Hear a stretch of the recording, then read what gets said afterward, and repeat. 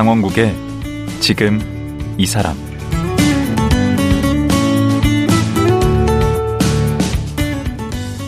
안녕하세요. 강원국입니다.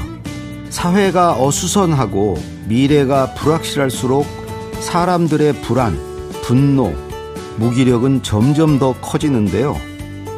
그래서인지 요즘은 남녀노소 가리지 않고 정신과 상담을 하는 분들이 늘고 있고 또 사주, 주역, 타로점 등을 보는 분들도 많습니다.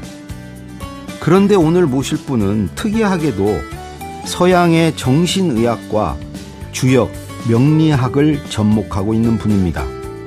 정신과 전문의 양창순 원장인데요. 왠지 남과 다른 시선으로 삶을 바라보실 것 같습니다. 왜 양 원장은 주역과 명리학을 공부하고 있는 걸까요? 지금 만나보겠습니다.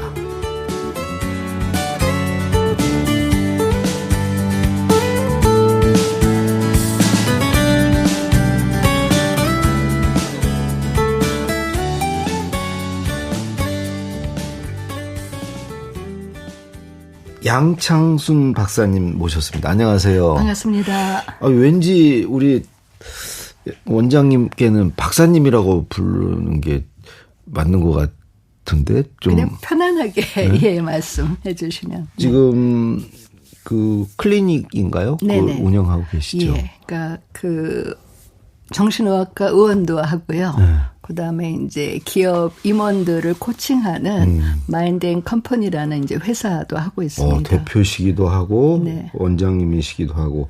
근데 왜 제가 이제 박사님 같이 네. 보이냐면 네네. 그 보통 의사분들 박사학위 하나는 있으신데 네. 의학 박사. 네네. 박사학위가 2개이시더라고. 예. 그래서 제 성을 또 제 성이 양이잖아요. 그래서 사람들이 그냥 양 박사, 예, 쌍 박사, 양 박사. 그 박사학위가 2개에서 네. 양 박사입니까? 네, 네. 하나는 연대 의대에서 받으셨고, 네, 네. 하나는 또 성균관대에서 받으셨어요? 예, 맞습니다. 그건 어떤 박사입니까? 그러니까 연대에서 네. 이 좌뇌와 우뇌, 네. 특히 이제 제 논문이 흥미로운 거가 예를 들어서 한글, 영어, 한자를 볼 때 네. 우리 그 뇌가 좌뇌, 우뇌로 돼 있잖아요. 그렇죠. 어떤 뇌가 작용을 하는지를 연구를 했어요. 근데 굉장히 흥미로운 거가 영어는 표음 문자잖아요. 네. 그러니까 좌뇌에서 읽힙니다. 그렇습니다. 예, 근데 한자는 표의 문자잖아요. 그렇죠. 그러니까 우뇌에서 읽혀요. 그런데 그렇죠. 흥미로운 거가 한글은 좌뇌 우뇌에서 다 읽혀요. 다 써요. 그러니까 예. 우리는 표음 문자이면서 표의 문자인 거죠. 그 말 들으니까 예. 얼마 전에 제 친구 만났는데 네. 비슷한 말을 하는데 네. 우리말이 그 표음 문자로 알았는데 네, 네. 오늘이란 말이 네, 네. 그 안에 그 네. 뜻이 네, 네. 온 날, 올 날이 포함되어 있대요. 네네. 그러니까 우리나라 순우리말에는 과거와 미래라는 말이 없대요. 오늘만 있대요. 네네. 그러니까 거기에 그 오늘만 있는 거 안에 네네. 과거와 미래가 다 들어있고 그렇군요. 오늘을 중시하라, 현재에 충실하라는 의미를 담고 있대. 그런 점에서 표인 문자라는. 예. 그 말, 그렇죠. 그 친구 예. 말이 맞았구나. 그러니까 한글은 우리가 디자인하잖아요. 예, 그럴 수 있는, 그러니까 언어로 이해하기도 하고. 그래서 그걸로 받으셨고, 학위를. 예, 그래갖고 이제 성대에서는 제가 이제 그 주역과 정신의학을 접목을 해서 정신의학적으로 한 사람의 이제 성격 기질, 대인관계를 분석을 하고, 그 다음에 이제 그것을 주역의 괴하고 연관 지어서 그 예를 들어서 이제 자기의 직업에 따라서 어떤 직업군에는 어떤 괴가 더 많은지 그것을 이제 그 논문으로 써가지고 두 번째 박사학위를 받았죠. 그건 이제 우리가 천천히 얘기를 좀 듣기로 하고요. 네. 오늘 사실 그 얘기 좀 들어보려고 모셨는데 네. 그 얘기 듣기에 앞서서 네. 저는 우리 양 박사님 하면 제일 먼저 떠오르는 게 나는 까칠하게 살기로 했다. 네네. 하는 책이요. 네네. 그게 언제 나온 책이죠? 그게 한 10년 전에 나왔을 거예요. 그게 엄청 팔렸던데. 예. 그게 뭐 50만 부 이상 팔렸던데. 예. 어디 가면 이 책으로 많이들 기억하죠. 그러니까 제 이름은 모르고 제 얼굴은 몰라도 그래서 저를 소개할 때 제가 나는 까칠하게 살기로 했습니다. 그거 쓴 사람입니다. 그러면은 이제 알아봐 주세요. 네. 원래 까칠하지 않으세요? 제가 이제 의사로서 할 때는 좀 까칠하죠. 그래서 이제 내담자들 중에서 냉정하다 이런 얘기를 하시는 분들도 계시지만 까칠을 넘어서 되게 도도해 보이세요. 그런가요? 네. 네. 그렇지 않다는 거죠. 그러니까 까칠하게 살기로 결심을 하셨겠지. 예, 그래서 그게 도도하게 보인다 그러니까 말씀을 드리는 게 저를 주위에서 제일 좋아하는 사람들이 제 딸 친구들이에요. 왜 그래요? 그 이유가 그렇죠? 이제 아줌마가 푼수 같다고. 네. 예, 그러니까 자기네 고민도 들어주지만 아줌마 굉장히 푼수 같고 재밌어요. 그러거든요. 네. 그런 면도 있습니다. 오늘 그런 면모를 한번 제가 좀 봐야 되겠네. 네. 우리 양 박사님은 바로 이 책 영향인지 모르겠는데 네. 우리나라 그 대인관계 심리, 네. 고민 해결사, 네. 이렇게 대표적인 분으로 이렇게 늘 알려져 있고 실제로도 방송이나 이런 데서 심리 상담도 하시고 근데 주로 다루는 분야가 대인관계세요? 이제 처음에 저를 찾아와서 이 내담자들이 호소하시는 증상들은 사람의 얼굴이 다르듯이 다 달라요. 잠이 안 온다, 입맛이 없다, 살기 싫다. 요즘에는 이제 기업이나 조직에서 이렇게 발표를 시키니까. 발표 불안장. 발표 불안. 또 요즘에 또 공황장애도 많잖아요. 있죠. 그래서 제가 다 경험했던 겁니다. 그러세요. 근데 증상은 다 다른데 그 증상의 원인을 알기 위해서 쭉 상담해보면 결국은 어디로 가냐면 인간관계인 거예요. 그러니까 나를 사랑해주고 인정해주기를 바라는 사람이 나를 사랑해주지 않고 인정해주지 않고 설사 한다고 하더라도 내가 받고 싶은 만큼은 아니고 안 되고. 그다음에 내가 상대방한테 주는 만큼은 아니다. 항상 미친다. 그렇죠. 그래서 지난번에 어느 분도 이제 막 지하철 같은 데서 숨이 안 쉬어지고 죽을 것 같은 공황장애로. 그 배경에는 대인관계가 있는 거예요. 그런데 제가 쭉 얘기를 나누다 보니까 이제 이분이 가족들을 도와주기 위해서 굉장히 열심히 노력을 했어요. 그런데 가족들이 고마워하지는 않고 더 요구사항만 많으니까 그 상처가 이제 그 공황으로 오는 것이죠. 그 뿌리에 대인관계가 있구나. 그렇죠. 그래서 정신의학이 어떤 학문인지 정의할 수 있는 게 여러 가지가 있는데 저는 정신의학은 대인관계학이다. 이렇게 말씀을 드리고 싶어요. 그러면 우리 박사님도 이 대인관계로 어려움을 겪거나 상처를 받거나 그러셨나? 그럼요. 봐요. 네. 그게 우리의 삶 자체인데요. 예. 우리가 이제 흔히 생각하는 대인관계라면은 타인과의 관계를 먼저 생각하는데 사실 정신의학적으로 대인관계의 시작은 나와의 관계인 거예요. 왜냐하면 나는 나한테 어떤 존재냐 하면 그러면 전부 다네. 나와의 관계, 그렇죠. 다른 사람과의 관계가 다죠. 그냥. 그렇죠. 그러니까 우리가 사실 힘든 이유가 뭐냐 하면 예를 들어서 다 살기 힘들어요. 거기까지 하면 되는데 거기에다가 이제 자기가 자기와의 관계에서 자기를 괴롭히거든요. 남들은 이만한 일을 잘 참고 이겨내는데 왜 나는 못 참아? 그게 박사님이 자가 면역이라고 이렇게 표현하셨던데. 예. 원래 자가 면역이라는 건 뭐예요? 자가 면역이라는 건 이제 한마디로 말씀드리면은 내가 내 몸을 적으로 알고 공격을 하는 거예요.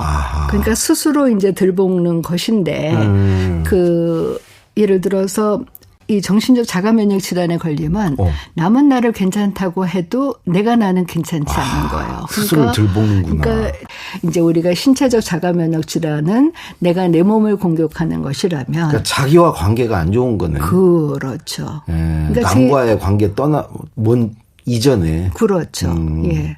그러니까 이제 정신적 자가 면역 질환의 이제 가장 대표적인 게 우울증인 거죠. 그럼 까칠하게 살기로 했다. 네네. 어떻게 살라는 거예요? 까칠하게 사는 건 어떤 의미예요? 그런 의미에서 까칠함은 저는 이렇게 정리를 했어요. 마음 에너지 효율성의 법칙. 그 뭔가요? 예를 들어서 우리가 살아가면서 이 아이들을 가르칠 때도 그렇고 평소에도 그렇고 돈 아껴 쓰라는 얘기 참 많이 하잖아요. 또 시간도 아껴 쓰라는 그렇죠. 시간도 아껴 쓰고 그건 굉장히 중요하게 생각하는데 우리가 내 마음 에너지에 대해서는 마치 써도 이게 끝이 없는 것처럼 생각을 하거든요. 그러니까 생각을 해보면 우리가 참 불필요하게 에너지를 낭비하는 게 참 많아요. 화내고 그런 건가요? 예를 들어서 이런 거죠. 우리가 길을 가다가 그런 경우 참 많이 보는데 지나가면서 요즘에는 다 핸드폰들 하시잖아요. 그런데 핸드폰을 할 때 뭐 좋은 얘기도 있지만 많이 듣는 게 누군가한테 화내는 거예요. 누구 욕하기도 하고 뭐 미워하기도 하고. 너 뭐 나한테 이럴 수가 있니? 네가 나를 무시해? 막 이러는데 사실 인간의 감정 중에서 가장 적절하게 이제 절제를 해야 되는 것이 분노인 거거든요. 근데 사람들이 갈수록 더 화가 나 있는 것 같아요. 전부 다들. 예, 요즘 그런 것 같습니다. 네. 예전에 비해서. 네, 그 이유가 뭐냐 하면은요. 부정적인 감정에 삼형제가 있어요. 뭐죠? 분노, 불안, 우울. 제가 다. 저는 분노는 별로 없습니다. 네. 무서워서 어디다 분노는 표출을 못 하는데 우울과 불안은 늘 안고 살았어요. 왜냐하면 제가 아까 그 강 선생님 생년월 일로 방송 전에 명리학을 잠깐 봤는데 화 안 내세요. 화를 못 내요. 예, 굉장히 강렬하지만 따뜻한 불이에요. 아니 속으로는 나는데 내가 화내면 상대한테 더 당할까 봐 무서워서 못 내는 거죠. 그런데 이제 왜 요즘에 우리가 더 많이 화를 내냐 하면 우리가 많이 불안하잖아요. 불안해서. 예. 그러니까 우리가 지금 미래가 불안하잖아요. 그렇죠. 요즘에 지금 뭐 이스라엘 전쟁을 보면서 다 매스컴에서 그다음 타겟은 우리가 될 수 있다. 맞아요. 얼마나 불안해요. 그러니까 인간의 욕구 중에서 가장 기본적인 것이 인간이 이제 인간이기 전에 동물이기 때문에 생물이기 때문에 우리는 누구든지 의식주의 욕구가 제일 먼저. 그 메슬로우 우리 학교 다닐 때 배웠죠. 그건 이거 굉장히 중요해요. 그 다음에 안전. 그렇죠. 안전이죠. 그런데 지금 뭐냐면 의식주의 욕구부터 흔들리는 거거든요. 맞아요. 요즘 경제도 어렵고 그것도 불안하고. 그리고 안전도 불안하네. 그러고 보니까. 안전도 불안하죠. 그 불안하면 화가 나요? 불안하면은 이제 그 다음에 오는 거가 이제 우울한 거죠. 그 다음에 왜 내가 왜 이런 것에 불안해하지? 내가 이 정도 일도 처리하지 못하나? 그러다 보면은 이제 누군가한테 대해서 화가 나죠. 그렇구나. 예. 내가 누구 때문에 이렇게 힘들게 살아? 내가 누구 때문에 이렇게 불안해? 누군가한테 대해서 원망하잖아요. 그게 다 연결이 돼 있네. 연결이 돼 있습니다. 이게 이제 예측이 더 안 되고 모든 게 불안정하고 그런 데서 비롯이 되는 거군요. 예. 그리고 이제 또 하나는 요즘에 우리가 이제 세계화가 돼서 인터넷이니 유튜브니 뭐 디지털 시대. 그래서 전 세계에서 일어나는 일을 다 보잖아요. 그러니까 정보는 많아졌는데 정보가 많아지니까 이 비교할 수 있는 대상이 더 많아진 거예요. 비교 문제야. 또 SNS. 거기 보면 다들 잘 살아. 잘 살아. 그러니까 요즘에 상담을 해보면 제가 이제 상담 그때 꼭 그분한테 물어보는 거가 인생의 꿈이 뭐냐고 물어봐요. 그러면은 예전에는 굉장히 대답이 다양했어요. 제일 많이 나오는 게 이제 행복하게 살고 싶다. 누구나 그게 제일 바라는 거죠. 그러면 이제 행복하게 산다는 게 뭐냐. 그러면 이제 가족하고 살거나 어디 조용한 데서 가서 살거나 누구한테 봉사하거나 자기가 원하는 것을 공부하고 싶거나. 근데 요즘에는 90%가 다 돈이에요. 근데 그 돈을 바라는 단위가 보통 커졌어요. 이제는 100억이에요, 기본이. 어떤 젊은 친구는 와서 자기는 1000억을 벌고 싶다는 거예요.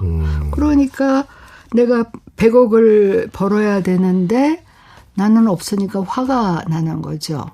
그런데 이제 이거는 우리나라만의 현상이 아니고 미국의 조나단 하이트라고 굉장히 유명한 사회심리학자가 있는데 아주 그분이 그냥 직설적으로 썼어요. 뭐라고요? 2012년도서부터 이 미국의 젊은이들의 정신건강이 안 좋아졌다. 근데 2012년이 어떤 해냐면은 이 셀카 나오고 인스타가 시작이 된 거라는 거예요. 그러면서 다 인스타로 좋은데 다니고 그러니까 다 비교하면서 이 절망하는 문화다. 그거를 하고 있는데 우리도 그렇잖아요. 그래서 요즘에 젊은 친구들하고 상담을 해보면 다 이제 키 컴플렉스, 그다음에 이제 외모 컴플렉스. 그래서 제가 보기에는 너무 이뻐요. 그런데 아침에 일어나가지고 눈이 부었어요. 그러면 이 눈으로 어떻게 학교를 가냐? 안 가요. 남들은 괜찮은데 이제 그게 정신적인 자가 면역 질환이고 이제 자기 칭찬 결핍 증후군인데 예, 그렇게 비교하고 절망하니까 당연히 분노할 수밖에 없는 거죠. 우리 박사님은 어떠세요? 그런 데로부터 자유롭습니까? 저는 비교적 아니면 자유롭다. 어떻게 관리하는 뭔가 노하우가 있으십니까? 이런 세상에서. 그게 이제 제가 책을 쓰는 것도 그렇고, 이 명리와 주역을 공부하는 것도 그렇고, 그러니까 사실 저도 이 명리와 주역을 공부하기 전까지는 그렇게 자연에 대해서 관심이 없었어요. 근데 명리를 공부하다 보니까, 어머, 우리가 자연의 일부구나. 그리고 주역은 자연의 현상에서 내가 나아갈 길을 가르쳐 주는 거거든요.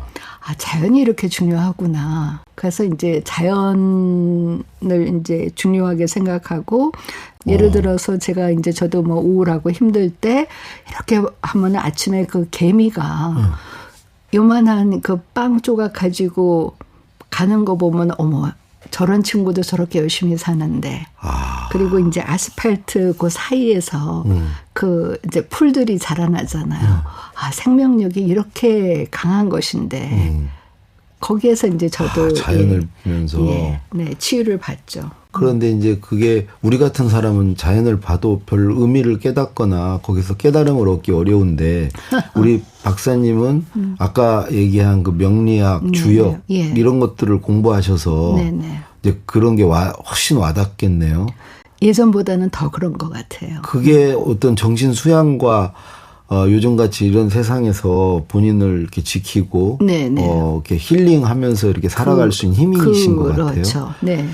방금 그 주역 명리학 얘기를 하셨는데 아니 의사 선생님이 그 왠지 주역 명리학은 좀 약간 비과학적인 것 같고 미신 같기도 하고 무슨 뭐 통계 뭐 이런 게 좀 먼 것 같은데 그것은 왜 관심을 갖게 되신 거예요? 저도 공부하기 전까지는 그렇게 생각을 했어요. 그랬는데 이제 두 가지 그 계기가 있었는데 첫째는 이제 우리나라에서 그 외국의 정신과 의사들하고 문화가 이제 정신 건강에 어떤 영향을 주는가. 문화가.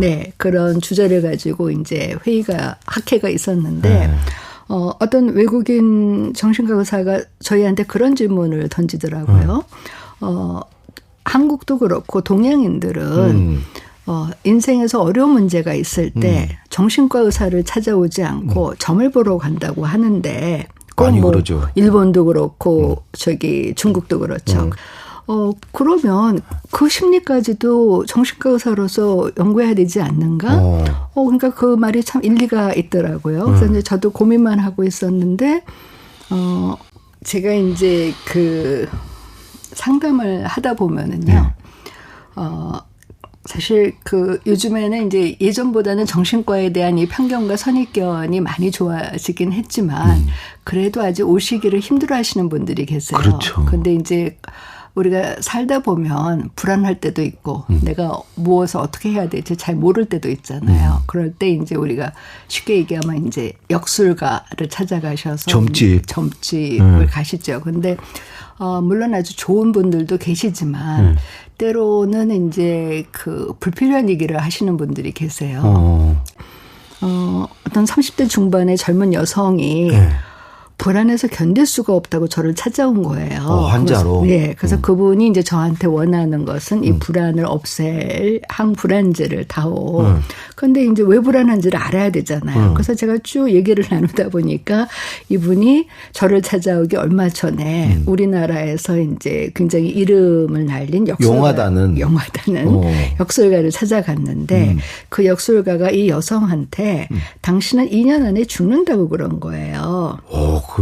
그런데 그 인간의 감정 중에서 한 번 생기면 없어지기 힘든 거가 이게 죽음에 대한 두려움이거든요. 그럼요. 그러니까 너무 두렵기 때문에 이건 웬만한 항불안제제 가지고는 안 돼요. 그래서 그런 얘기 듣지 마세요. 저도 뭐 그렇게 생각했으니까. 그랬더니 오히려 저를 이제 더 설득을 시키는 거죠. 그분이 얼마나 용한지 아냐. 그분이 마친 사건들을.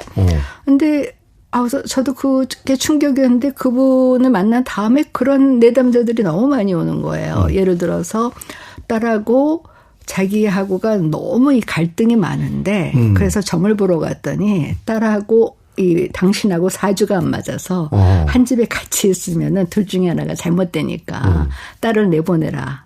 그리고 이제 우리가 11월 16일이면 수능을 보는데 이때 이제 부모님들이 점을 보러 가잖아요. 그래서 어떤 부모님도 이제 내 아이가 이번에 합격을 할까 점을 보러 갔더니 지금 아이 학교가 문제가 아니다. 부모 중에 한 사람이 큰일을 당하겠다.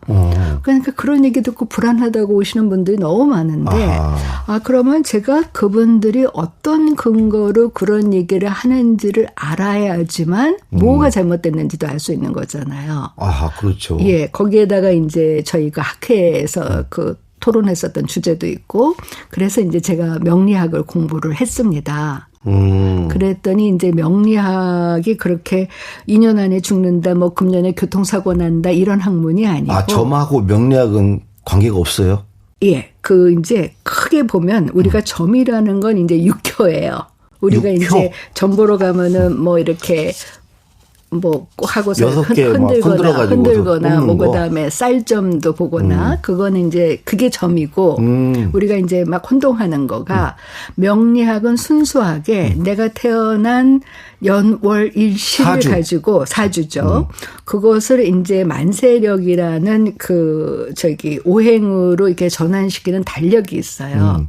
그것을 가지고 팔자라는 것은 이제 나를 이루고 있는 8가지 오행이라는 거거든요. 그래서 우리가 흔히 이제 사주팔자라고 그러는데 타고난 기질 같은 건가요? 타고난 기질입니다. 맞습니다. 아주 중요한 말씀입니다. 그래서 그거를 가지고 나를 아는 학문인데 근데 이게 정말 성격학이더라고요. 한 사람의 성격을 정확히 맞춰요. 예.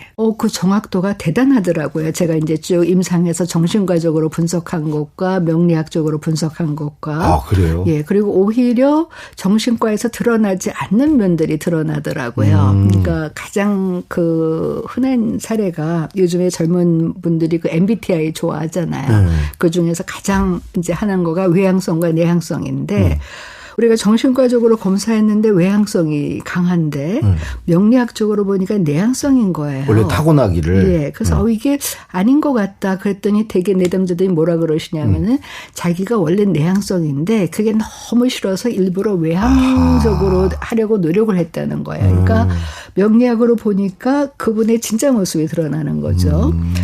그러면은 이 명리학의 근원은 무엇인가? 그럼 우리가 흔히 음양오행설이라고 그러잖아요. 그러면 이 오행이 결국 음양에서 나왔는데 주역이라는 것은 뭐냐 하면은 아주 간단해요. 우리가 인생에서 어려운 문제가 있을 때 해결하는 방법은 딱 2가지잖아요.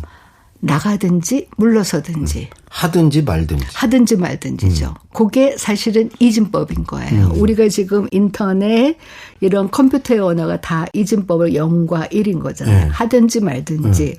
근데 이제 어떤 면에서는 제가 상담을 하면서 가끔은 느끼는 거가 과연 인간이 동물들보다 더 현명하다고 할 수 있을까? 동물의 특성을 보면 예를 들어서 동물은요. 자기 삶에서 문제가 일어났을 때 그것을 해결하는 방법은 딱 2가지예요. 싸우든지 도망가든지. 도망가든지. 근데 인간이 힘든 이유가 뭐냐면 싸울까 말까인 거잖아요. 갈등하죠. 그렇죠. 그러니까 헷갈리는 거잖아요. 그러니까 결정을 못하는 거잖아요. 그렇죠. 그런데 주역은 그것을 아주 명료하게 양과 음으로 당신이 지금 나아갈 때고 지금은 물러설 때 이것을 보여주는 거더라고요. 그래서 양과 음으로 이루어진 이 부호를 가지고 이제 그걸 괴라고 그래요. 그걸 가지고 내가 이 상황에서 어떻게 행동할 것인지를 알려주는 학문인데. 이제 좀 알겠다. 명리학과 주역은 전혀 다른 거네. 예, 그러니까 한마디로 말씀드리면 명리학은 내가 어떤 존재인지를 아는 나의 특성을 아는 학문이고 주역은 인생에서 굉장히 고민, 정말 빨간불이냐 파란불이냐 노란불이냐 할 때 내가 어디로 가는 것이 좋을까 그것을 스스로 이제 답을 찾는 과정을 정리한 것이 주역인 거죠. 뭐가 먼저였어요? 주역이 먼저였죠. 주역이. 예. 그 주나라 시대 때 있던 거예요? 중국 주나라?